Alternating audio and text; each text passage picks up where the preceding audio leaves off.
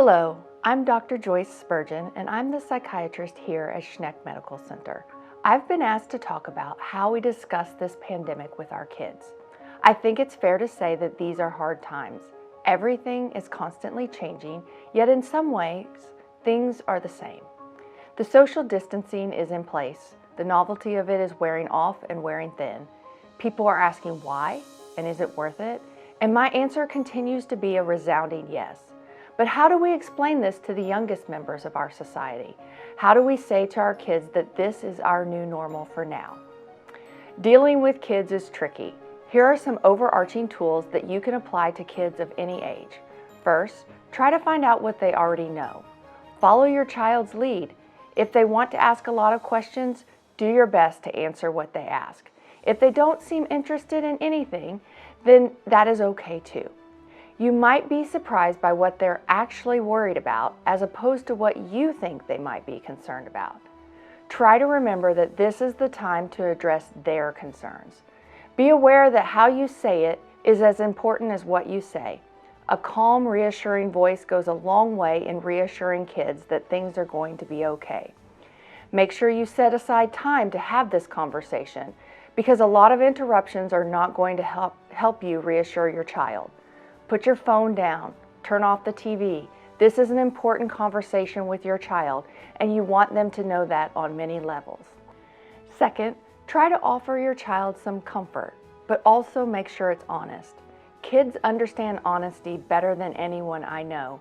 They are also the best detectors of when someone is not telling them the truth. The best way to provide comfort is to be honest yourself. Yes, this is a scary time.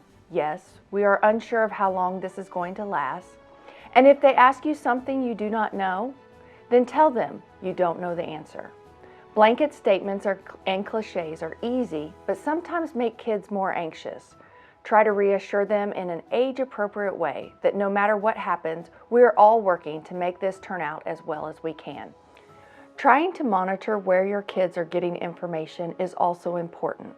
There's a lot of content out there that even as adults can overwhelm us. Be aware that if you are not helping them find answers to what they want to know, they will probably try to find those answers on their own, somewhere which might or might not be an accurate source of information. Third, focus on some things that are in their control. Hand washing is a specific example of ways that kids can control the spread of disease to others. It might be helpful to talk about some of the research that is being done for a vaccine for this disease as a way to remind kids that others are doing their best to try to help maintain some control over this virus. Kids and teens often worry more about friends and family than themselves. Grandparents are a common group of people that kids worry about. Trying to keep some connection through video chat, telephone, or even pictures or letters would be a good way to remind kids that their grandparents are okay. Let your kids know that it is normal to feel stressed out in this time. You can even mention a few things that you notice in yourself that is not part of your normal routine, that comes as a result of this pandemic. They have probably already picked up on it anyway, and it allows you to have a real conversation about how hard this is for everyone.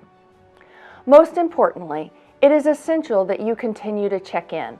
This is not a one-time conversation, just like this is not going to be over sometime next week. Our kids are feeling this in all parts of their lives. They have to do their schoolwork, but they do not get the socialization that school gives.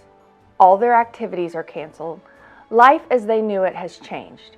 There are all sorts of milestones that are not going to happen in the way that they have happened in the past, and this brings with it a feeling of loss. It is okay to feel some of these personal sadnesses. In fact, it is important to. But it is also important to put those losses in the context of lives being saved by the changes that we all have made. As I've said before, and I continue to believe, we are resilient, kids even more so than adults in a lot of ways. We have to band together, hold on to each other, and help even the youngest of us through this time. We will come out stronger if we are able to do so. Together, we can do this. Stay small town strong.